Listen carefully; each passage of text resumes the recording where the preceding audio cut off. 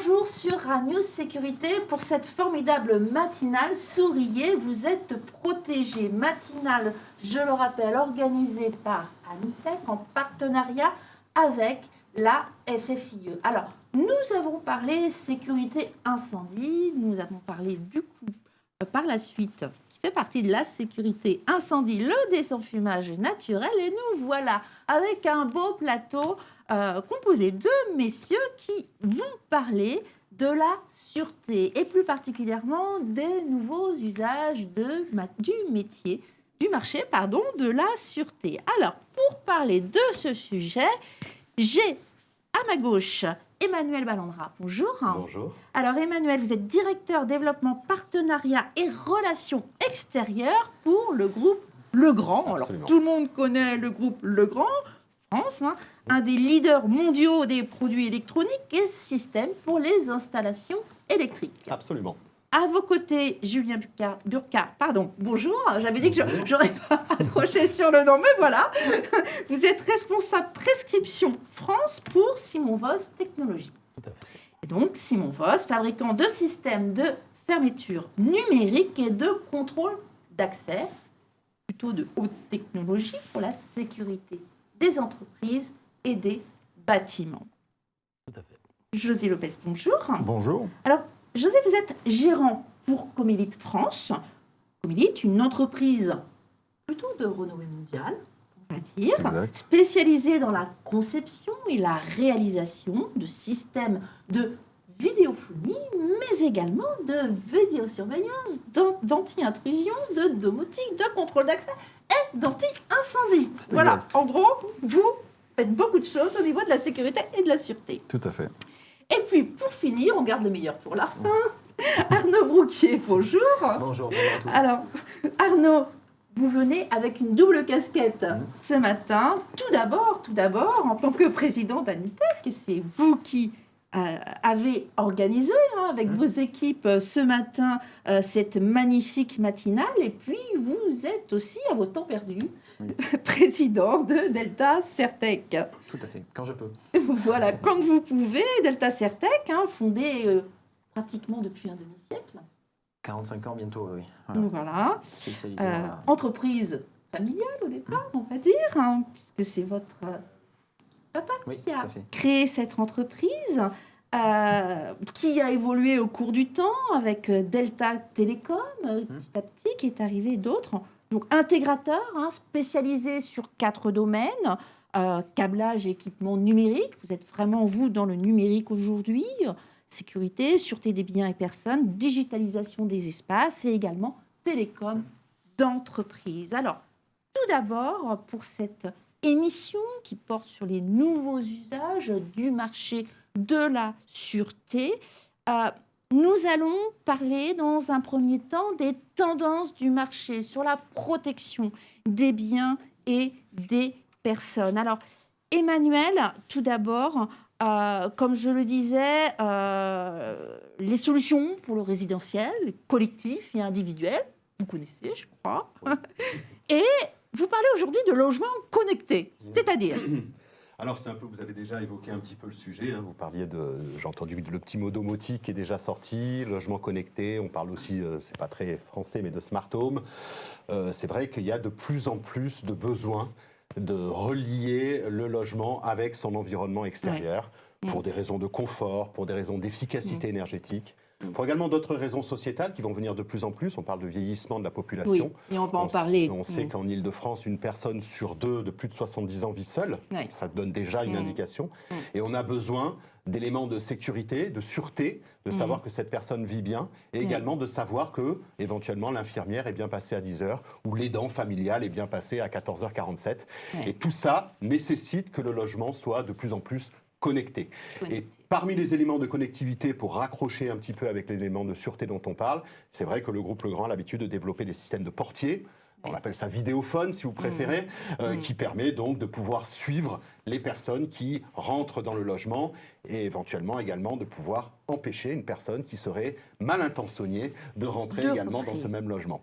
D'une part, parce que ça permettra à la personne dans son domicile et à distance de voir sur son téléphone qui sonne à la maison, mais également un aidant familial, pourquoi pas, ou à une entreprise de sécurité, de pouvoir filtrer également les appels de la personne qui rentre, de la personne qui cherche à rentrer dans le logement.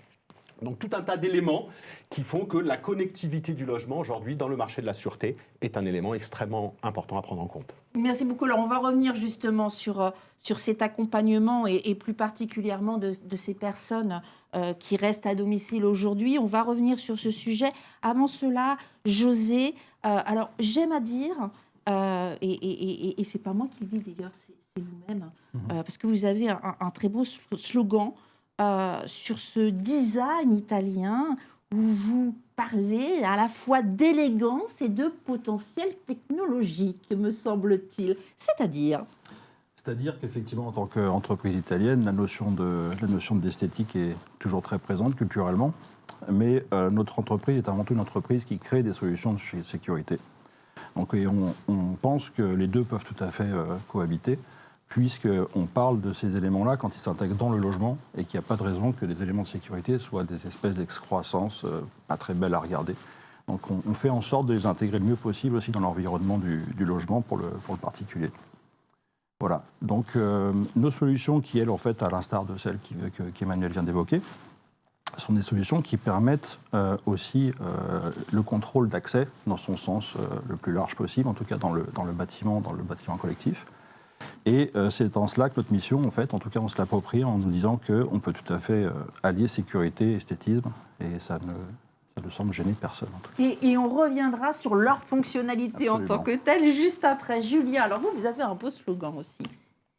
Vous dites, pensez à la portière de votre véhicule, vous l'ouvrez en appuyant sur un bouton correct. Vous pouvez bénéficier de ce confort sur toutes les autres portes grâce à un système de fermeture numérique. Pouvez-vous nous expliquer cela? Alors c'est exact. Alors aujourd'hui, tout le monde, et c'est rentré dans l'espace courant, on ouvre sa voiture avec un transpondeur, ou voire sans transpondeur du tout, c'est-à-dire on approche de sa voiture, on ouvre. Aujourd'hui, dans tout ce qui est résidentiel, c'est un petit peu plus compliqué. C'est-à-dire les esprits ont du mal à venir vers ce type de solution, c'est-à-dire éventuellement remplacer par exemple les clés mécaniques par des badges aujourd'hui. Alors nous ne faisons pas du tout de résidentiel. Par contre, on va effectivement déployer ce même type de système sur du non résidentiel, donc tout ce qui est hospitalier, tout ce qui est université, tout ce qui est donc les EHPAD, les résidences étudiantes. Et donc voilà, on a des thèmes sur lesquels effectivement aujourd'hui ça se déploie de manière très rapide. Bon, on équipe encore simplement 5% du marché de ce marché. Le reste, ça reste encore de la clé, mais voilà, ça nous laisse un potentiel. Mais c'est une tendance, vous voyez que c'est une tendance aujourd'hui. C'est une grosse tendance parce qu'on va commencer à équiper des universités de manière générale. On équipe des EHPAD, on équipe des hôpitaux, et eux, de plus en plus, ils ont des établissements sans clé. Donc sur tous les logements, sur tous les bureaux, sur toutes les salles de classe, sur toutes les chambres d'hôpitaux, sur les locaux techniques également. Eh bien, donc un très beau potentiel. C'est énorme. Un très beau potentiel, et on va revenir plus précisément effectivement sur les secteurs et les marchés que vous avez évoqués. Alors Arnaud, je finis cette première partie qui sont sur les tendances du marché en tant que président d'Anitech. On le voit, il y a de belles tendances, mais d'une façon plus globale. Je crois que lorsqu'on a préparé l'émission, vous disiez qu'on va vers des solutions vraiment, pour le coup, globales de systèmes de vidéosurveillance et de supervision, intelligents. Je crois qu'en effet, l'orientation du marché aujourd'hui c'est ce qu'on ressent au niveau d'Anitech, au niveau des intégrateurs, c'est vraiment des fonctionnalités, de plus en plus de fonctionnalités, grâce à l'intelligence artificielle embarquée dans les systèmes de vidéoprotection, de contrôle d'accès, d'armes d'intrusion, etc. Donc plus de fonctionnalités, mais il faut aussi que ces fonctionnalités soient plus faciles à exploiter. Donc plus d'usages, mais simples. Bon, ça complexifie. Hein. Quand on veut que quelque chose soit simple, on sait que derrière, ça complexifie. Voilà. mais la tendance, c'est ça. Pour nous, c'est plus de fonctionnalités et plus de sécurité. C'est-à-dire vu qu'on a de plus en plus de fonctions qui existent grâce à l'IA, Mais en fait, nos clients, les donneurs d'ordre, veulent aller de plus en plus loin dans la sécurité. Voilà, donc aujourd'hui, systématiquement, pour des clients, on ne peut pas installer que de la vidéoprotection, par exemple. On est aussi obligé, désormais, d'installer du contrôle d'accès, filaire ou pas filaire, on a des solutions, des systèmes d'alarme anti-intrusion. Je ne parle pas de la sécurité incendie qui vient également sécuriser le bâtiment et les personnes, mais bien évidemment, il faut aujourd'hui proposer des solutions qui vont hyperviser, qui vont superviser tous ces systèmes. Et pareil, donc avec des logiciels qui vont être assez intuitifs, bien ergonomiques. Voilà, donc c'est ce qu'on appelle l'hypervision. De plus en plus, la tendance du marché va vers ça. C'est que des clients veulent on va dire des solutions chapeaux qui vont superviser l'ensemble des équipements de sécurité. Donc on parle aussi d'interphonie de sécurité pour des sites. Et voilà, qui vont superviser l'ensemble et justement rendre l'usage le plus simple possible pour l'exploitant qui est derrière son écran. Voilà. Donc on pense aux agents de sécurité, aux opérateurs de sécurité, et l'idée c'est ça, c'est une convergence de la technologie vers l'humain. Voilà, on a besoin des deux, et l'idée c'est que la technologie soit vraiment au service des exploitants et des utilisateurs. Donc c'est ce qu'on observe en termes de tendance du marché de la sûreté aujourd'hui au niveau de l'Anitech. Très bien, merci beaucoup Arnaud. Alors c'est vrai, et vous avez raison de le rappeler, parce que la supervision, ça fait 10-15 ans qu'on en parlait. Aujourd'hui, on va plus loin, l'hypervision. Et c'est très important ce que vous venez de dire. Et avec ces fameux smart buildings, on en parle de plus en plus. C'est-à-dire qu'aujourd'hui, avec ces hypervisions, on va encore plus loin. Cette connectivité, on pousse de plus en plus loin. On veut que tout soit rattaché vraiment au même système. Même des solutions, quelque part, qui ne sont pas à proprement parler de sûreté. C'est bien ça ? Tout à fait. L'hypervision, en effet, là on a parlé de sûreté, de sécurité, mais l'hypervision aujourd'hui, c'est aussi la gestion technique de bâtiments, c'est la domotique, exactement. Et en fait, l'idée c'est ça, c'est de proposer, et tout va vers le numérique. On parle de la maquette numérique d'un bâtiment. En fait, oui, la maquette numérique c'est bien, mais il faut aussi que l'exploitant ait ces infos qui remontent en temps réel pour qu'il puisse piloter son bâtiment. C'est le rôle justement de l'opérateur local de services numériques qui est capable d'administrer tout ça et de visualiser. Et en fait, on va dire que c'est l'aboutissement même du métier de l'intégrateur. L'intégrateur, il est capable de faire fonctionner plusieurs systèmes entre eux, plusieurs solutions, plusieurs marques différentes de matériel. Et notre rôle, nous, d'intégrateur, c'est ça, c'est de dire, OK, on va faire en sorte que tout ça puisse communiquer. C'est l'interopérabilité. Et on a ce logiciel chapeau qui vient visualiser l'ensemble des systèmes de sûreté et le reste. Merci beaucoup Arnaud. Donc on reviendra sur ces sujets bien évidemment. Alors Emmanuel, vous avez un petit peu évoqué tout à l'heure le marché des seniors. Le marché des seniors à domicile, vous l'avez dit, la proportion de personnes âgées de plus de 75 ans déjà est de plus en plus conséquente. Et tant mieux, parce qu'on aime que nos parents, grands-parents restent le plus longtemps possible, va encore augmenter d'ici 2040-2050. Et en plus, avec cette envie, alors déjà, c'est un peu obligation, mais ce n'est pas le sujet de ce matin, de rester à domicile, mais aussi cette envie quand même de rester à domicile. Et puis, vous êtes là pour les accompagner. C'est ce que vous disiez, ces évolutions sociétales, vous les prenez à bras-le-corps, j'ai envie de dire, et vous les accompagnez. Est-ce que vous pouvez en dire un petit peu plus aujourd'hui sur ces solutions qui vont les accompagner dans un souci de protection ? Bien sûr, puisque le thème reste la sûreté, donc évidemment, vous avez raison de le rappeler. Un chiffre, encore une fois, je crois que j'en ai déjà parlé tout à l'heure, mais en 2040, on estime à 12 millions de personnes de plus de 75 ans seront sur notre territoire. Donc si on reste après sur le ratio d'une personne sur deux qui vit seule en Île-de-France quand on a plus de 75 ans, vous imaginez combien de personnes ce sera à faire en sorte qu'elles vieillissent le mieux possible dans leur logement. 80% de ces personnes aujourd'hui encore, de toute catégorie d'âge confondue, souhaitent vieillir en son domicile également. Et on estime que 6% des logements, selon l'ANA, 6% des logements sont adaptés pour que les personnes y vieillissent. Donc Arnaud, il y a pour nous tous un gros marché d'équipement et également d'installation et d'intégration des systèmes pour que les gens puissent faire ça.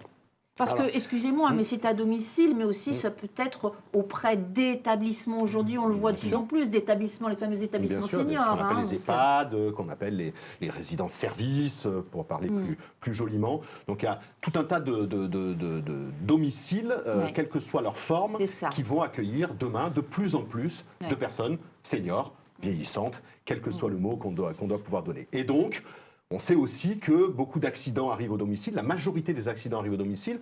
Le parcours le plus accidentogène, c'est le parcours lit-toilette pendant la nuit. Oui. Voilà, donc des solutions pour répondre à votre question de parcours lumineux qui permettront de repérer les pieds qui se mettent sur le côté du lit et qui permettront d'amener en toute sécurité grâce à un fléchage lumineux la personne aux toilettes, puis la faire revenir tout en sécurité et lui permettre d'éteindre la lumière ou avec une temporisation que celle-ci s'éteigne automatiquement, sont effectivement des solutions qui paraissent toutes bêtes, qui existent, qui sont sous étagère, mais qui nécessitent quand même du savoir-faire, de la technologie. Et si je vous pose une boîte rouge Legrand sur votre bureau, malheureusement, j'ai le regret de vous dire qu'elle ne vous servira strictement à rien. Elle ne prendra de la valeur que parce qu'un homme ou une femme de l'art l'aura installée et l'aura intégrée, seul d'une part, mais comme l'a dit Arnaud tout à l'heure, probablement en collaboration avec d'autres systèmes qui tous ensemble feront une solution pérenne et évolutive. Et permettez-moi de garder la parole encore une seconde sur l'évolutivité, parce que je valide totalement ce que disait Arnaud tout à l'heure, le côté chef d'orchestre de l'intégrateur électricien, de l'intégrateur tout court, qui marie les systèmes entre eux. Mais ces systèmes-là et les besoins sociétaux évoluent les deux. Et donc, j'aime bien voir aussi l'intégrateur comme le médecin de famille en fait du logement ou des bureaux tertiaires, qui va accompagner en fait en prévention par rapport à des nouveaux usages et des nouvelles demandes sociétales, et faire en sorte que les systèmes soient toujours pertinents pour pouvoir répondre aux problématiques de demain qui ne sont pas forcément les problématiques d'aujourd'hui. Donc il y a oui, vous avez tout à fait raison et merci beaucoup. Alors, on a retenu, Arnaud est un vrai médecin, mais c'est très bien. Et comme ceci, nous serons tous soignés demain et j'en suis ravie. Merci beaucoup, Emmanuel. José, alors on va revenir sur les sujets de domicile senior, mais également d'autres établissements avant ceci. Parce que je trouve qu'il y a un lien, José, quand on parle d'établissement. Alors, senior, non, parce qu'ils ont l'accompagnement à côté, tous les services à côté, mais quand on parle de maintien, on ne dira pas maintien de personnes, parce que justement, on a dit pas maintien, de permettre aux personnes, en toute sérénité, de rester à leur domicile, on pense la livraison à domicile. Exactement. Il n'a échappé à personne. Je pense que la livraison à domicile est un phénomène en pleine croissance. Je crois que cette année, on a encore vécu, c'est un marché, un secteur d'activité qui a bénéficié d'une croissance de plus de 30%. 18% des Français, à peu près, admettent, on va dire un peu coupablement parlant, admettent être livrés au moins une fois par semaine. Donc recevoir un colis une fois par semaine, c'est une tendance qui va encore bénéficier de beaucoup de croissance. Tout à fait. Et pour les millennials, c'est encore 25-26%. Donc c'est probablement là aussi qu'on va connaître une croissance encore plus intense. Donc la période Covid a joué. La période Covid a joué, mais ces tendances-là, en fait, n'ont fait que s'accélérer. En tout cas, se maintiennent. Et les professionnels, plus de 80% des professionnels de la livraison à domicile, estiment que même si la période Covid est passée, ils pensent tous que la croissance va se pérenniser et qu'il n'y aura pas de chute, en tout cas d'activité dans le domaine de la livraison à domicile. Donc une nouvelle forme de consommation, on va dire, et derrière, ce qui entraîne de nouvelles solutions, de nouvelles propositions. Et là encore, pour protéger, on le disait tout à l'heure, protéger les personnes chez elles, mais peut-être aussi les protéger des personnes qui arrivent. Voilà, c'est-à-dire que ce défi-là est à relever en même temps qu'un autre défi qui est assez contradictoire. C'est-à-dire qu'aujourd'hui, on a un besoin croissant sur l'accès aux parties communes d'un logement collectif, au même moment où l'insécurité, elle augmente également. Oui. Donc aujourd'hui, selon un rapport du ministère de l'Intérieur, 5 à 10% des Français ne se sentent pas en sécurité chez eux. Ouais, ce qui est énorme. 21% des Français ne se sentent pas en sécurité chez eux, dans leur bâtiment et dans leur quartier. Et plus de 60 ou près de 60% des Français, eux, sentent que leur logement n'est absolument pas en sécurité lorsqu'ils ne sont plus à l'intérieur de leur logement. Donc c'est aussi des tendances qui viennent, c'est ce qu'on appelle un vrai défi pour le coup. Voilà, donc permettre à plus de personnes étrangères à l'immeuble collectif de rentrer pour pouvoir justement effectuer ces missions de livraison. En même temps qu'il faut élever le niveau de sécurité et de sûreté pour les usagers. Compliqué, puisqu'effectivement, il y avait avant, ça fait un petit moment que certains immeubles sont fermés où il faut avoir le code ou bien... Mais maintenant, comment faisons-nous lorsqu'il y a une livraison et qu'on demande à ce que la personne monte jusqu'à son palier? Exactement. Alors pour relever ces défis, en tout cas pour franchir ces diverses étapes de la livraison à domicile, il y a, on en parlait tout à l'heure, le portier de rue qui permet tout simplement de solliciter un appel vers la personne de l'immeuble, enfin de l'appartement. Et c'est là que la première phase de contrôle d'accès s'opère, si la personne est là. Elle permet ou pas l'entrée du service. Si c'est quelqu'un qui vient juste livrer dans une boîte aux lettres, il faut qu'il soit autonome. Il ne va pas appeler à chacun des étages pour être certain que quelqu'un lui ouvrira la porte. C'est un peu comme ça que ça se faisait avant, mais maintenant plus trop. Donc c'est là qu'est entré en jeu le système Vigic. Qui a été... Alors, Vigic est une association qui est présidée par La Poste, dont Comélite est membre fondateur avec certains de ses autres confrères. Très bien. Et cette association regroupe aussi toutes les parties prenantes en fait, de cet univers. Donc les bailleurs sociaux, les gestionnaires de parcs, les livreurs de journaux, Enedis, enfin toutes ces entreprises, et pardon à celles que j'ai oublié de citer, qui sont en fait à un moment ou à un autre amenées soit à recevoir, à permettre, à contrôler les allées et venues de ces prestataires de services, soit justement être ceux qui actent, qui réalisent ce service. Et ce protocole Vigic justement permet de garantir l'accès pour que les missions de livraison, en tout cas si on s'en tient à ces missions-là, les missions de livraison à domicile soient opérées correctement, tout en évitant que des gens se baladent de manière complètement libre à l'intérieur d'un immeuble. Est-ce que vous avez remarqué, par rapport justement à cette solution aujourd'hui, qu'il y a une typologie de personnes plus sensibles à cela ou pas? Et soit des zones géographiques, soit une typologie de personnes. Alors, typologie de personnes, je pense que l'enjeu aussi principal qui nous est demandé maintenant par les usagers ou les gestionnaires, ce sont justement de pouvoir reprendre la maîtrise et le contrôle des services qui peuvent accéder ou pas à un immeuble, qu'ils soient de livraison ou pour opérer d'autres services. Et le nouveau protocole Vigic qui sera commercialisé en 2024, justement, répond totalement à ces exigences et permettent à un gestionnaire d'immeuble de décider si un prestataire peut ou non continuer de rentrer en fonction de l'avis qu'il en a ou des expériences qu'il a pu avoir avec lui. Et il peut aussi opérer cela si c'est un gestionnaire global, donc qui opère sur un vaste secteur géographique. Il peut aussi décider que ces contraintes ou ces permissions seront effectives sur une zone géographique et pas sur une autre. Très bien, très bien. Et puis, comme on le disait, donc pour nos fameux seniors, c'est peut-être effectivement plus de sérénité et aussi pour les familles, parce que je rappelle que le fait que ces seniors restent à domicile par choix, ça rassure aussi leurs enfants, leurs descendants. C'est important. Nous parlions seniors, Julien. C'est un marché sur lequel vous êtes également, alors pas que, vous êtes également sur d'autres marchés, mais vous avez un système spécifique qui est le système 3060, je crois. Ça, c'est notre logiciel propre. Maintenant, alors, dans le monde des seniors, et je vais élargir ça également aux UVP, donc les unités de vie protégées, autrement appelées les unités Alzheimer dans les hôpitaux. Oui. Mais nous allons trouver exactement les mêmes problématiques dans les UVP des hôpitaux que dans les EHPAD. On a identifié un problème majeur. On est allé dans des salons, par exemple, le salon de le CINIRPA, la FNADEPA, ce sont les salons des directeurs d'hôpitaux, des directeurs d'EHPAD. Oui. Et ils nous ont tous remonté un même problème. Le problème, c'est que leurs résidents passent d'une chambre à l'autre.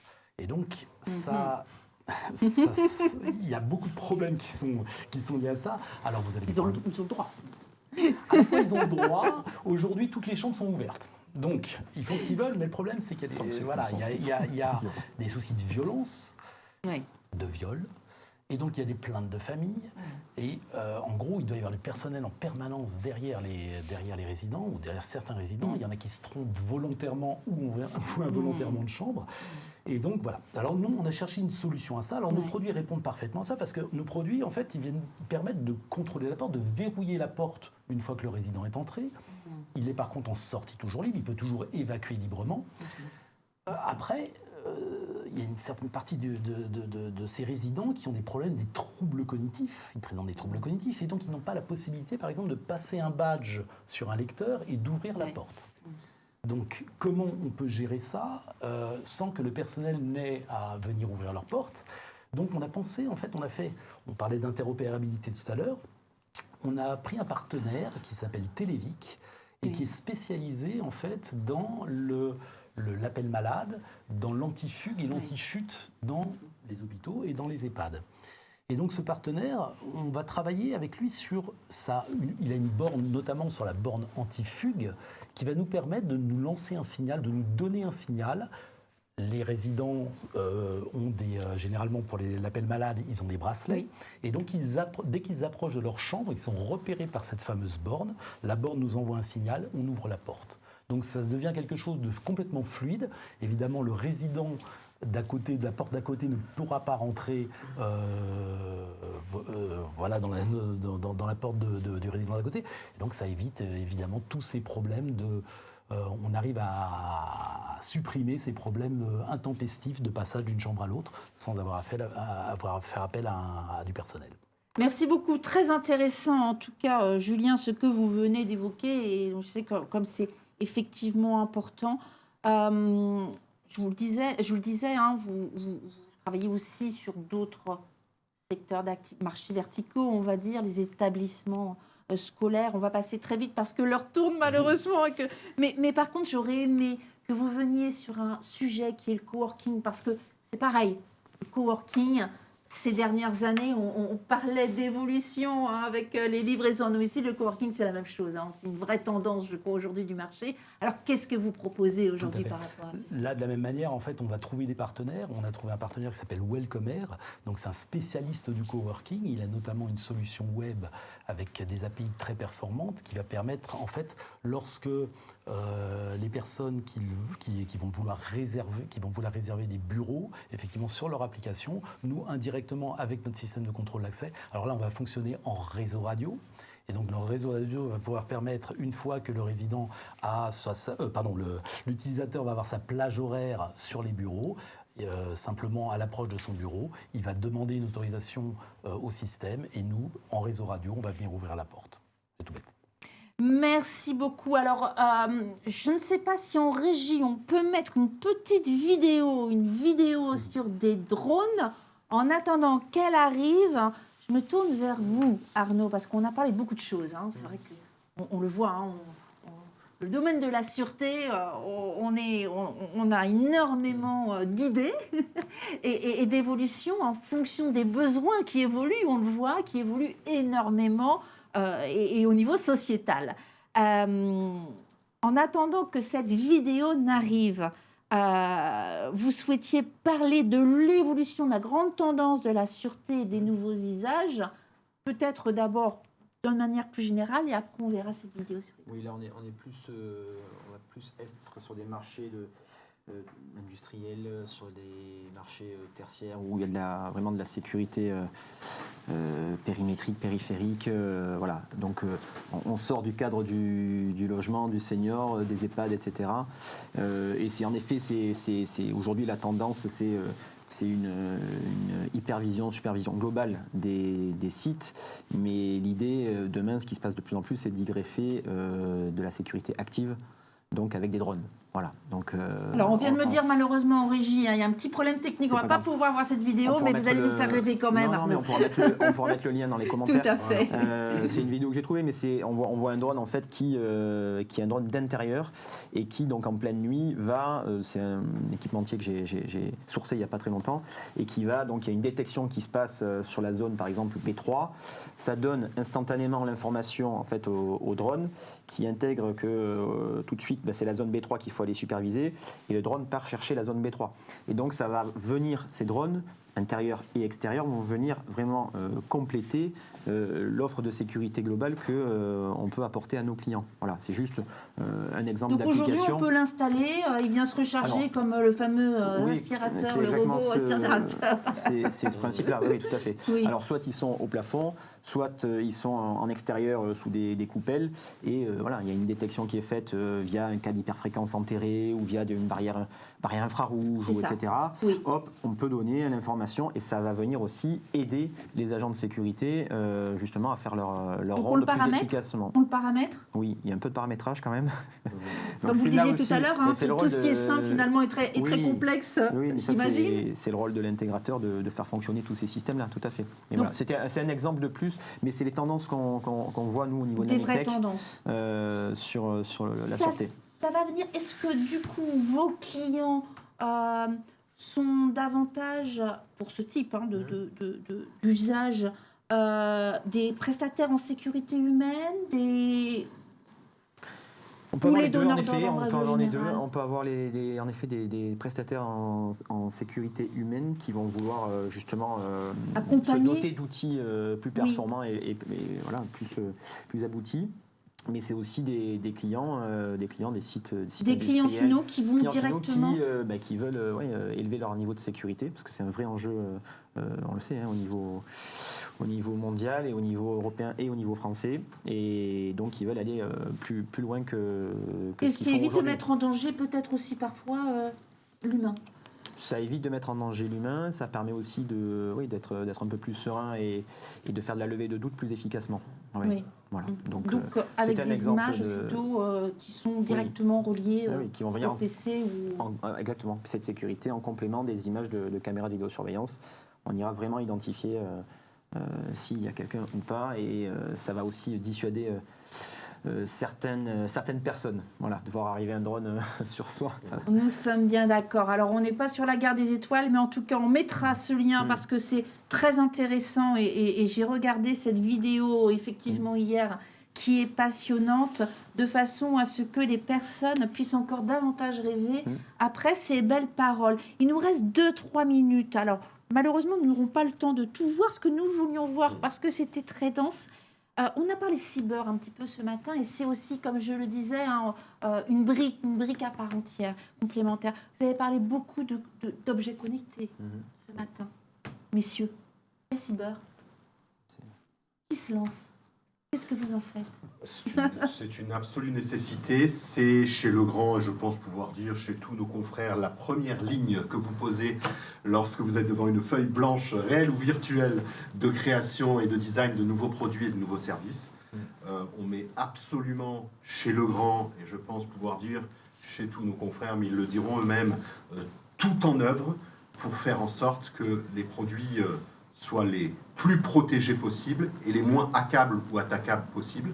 Et ça nécessite déjà un premier mot, qui est un mot d'humilité, parce qu'il faut être extrêmement humble par rapport à cette nécessité-là, et faire en sorte de pouvoir réunir, pas que des mots, mais également investir pour tous les jours également, tester et faire tester par des hackers en col blanc, comme on les appelle, des gens bien intentionnés, qui sont là pour éthique, qui sont là pour vérifier que le produit répond déjà à toutes les normes, parce qu'il en existe des normes, je pense à ISO 27001 de mémoire, pour une d'entre elles, et il y en aura de plus en plus. Mais en plus de ça, pour une entreprise comme Legrand, la nécessité absolue d'être au-delà des normes et de faire en sorte qu'on teste nos produits en majorité, mais toujours avec ce petit mot que j'aime beaucoup, qui est l'humilité, de faire en sorte de toujours se poser les bonnes questions et tester les produits tout le temps.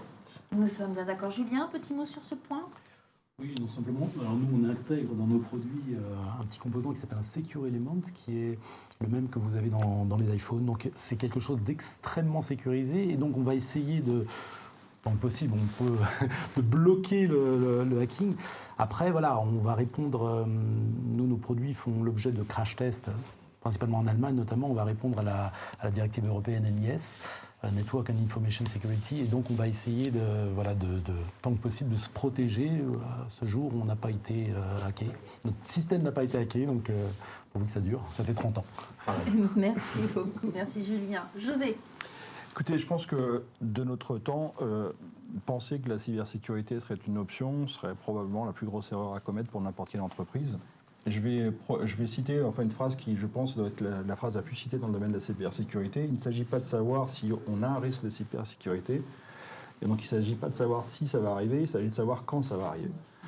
Donc, il faut de toute façon être protégé. Dans tous les cas, c'est plus une option. Voilà, encore une fois, je me répète, c'est plus une option. C'est une obligation. C'est le premier élément, probablement le plus important de tous les cahiers des charges de produits, de solutions, d'intégrateurs. Probablement également quand il s'agit, d'envisager une solution de sécurité. Il serait quand même assez cocasse d'avoir une solution de sécurité qui ne serait pas elle-même sécurisée au plus haut niveau. Merci Arnaud, le mot de la fin pour conclure rapidement. Alors j'aimerais bien par contre, à la fois, excusez-moi, en tant qu'intégrateur et après en tant que président d'Anitech, parce qu'on y reviendra, de toute façon il y aura un sujet tout à l'heure sur ce point. Mais donc la cybersécurité, je crois qu'on en parlera un peu plus tout à l'heure, mais c'est un travail pour moi collectif. Donc en effet avec les industriels, dans les produits eux-mêmes, les intégrateurs qui vont déployer ces solutions. Donc il faut en effet que ça soit fait dans les règles de l'art, parce qu'on peut avoir la meilleure sécurité, mais si derrière le déploiement sur site est bâclé, ça va être compliqué. Mais aussi les clients, la façon dont les clients vont exploiter les équipements que l'on va déployer. Donc pour moi c'est un travail collectif, global, qui doit respecter des règles en effet, et qui doit être fait en humilité, parce que il faut être très prudent par rapport à ça. On peut avoir pris toutes les options nécessaires, on va limiter le risque, mais on ne va jamais l'évincer totalement. Voilà, donc attention à tout ça. Et donc c'est d'autant plus vrai la cybersécurité, on en parlera encore tout à l'heure, mais sur des systèmes de sûreté que l'on déploie, la vidéoprotection, le contrôle d'accès, l'interphonie, tous les systèmes de sûreté génèrent de la donnée sensible. Donc à nous, intégrateurs, de faire en sorte que cette donnée-là soit sécurisée au maximum. Voilà, et je sais, comme vous le disiez, Anitech porte bien fort cette parole de sensibilisation auprès de ses différents adhérents, et on en parlera dans une prochaine émission au cours de la matinée. Merci messieurs, je suis désolée, on avait encore plein d'autres sujets à aborder, mais voilà, c'était tellement passionnant que j'ai préféré que nous restions sur des sujets qui allaient évoquer plein de choses et donner plein d'étoiles aux personnes qui nous suivent ce matin sur cette belle matinée. Je vous dis à très bientôt. Merci. Et merci à vous. Merci, à bientôt. Ne nous quittez pas, nous nous retrouvons très vite, d'ici 2 minutes, sur une nouvelle émission qui va porter sur l'optimisation de la relation client. À très vite sur Anneau Sécurité.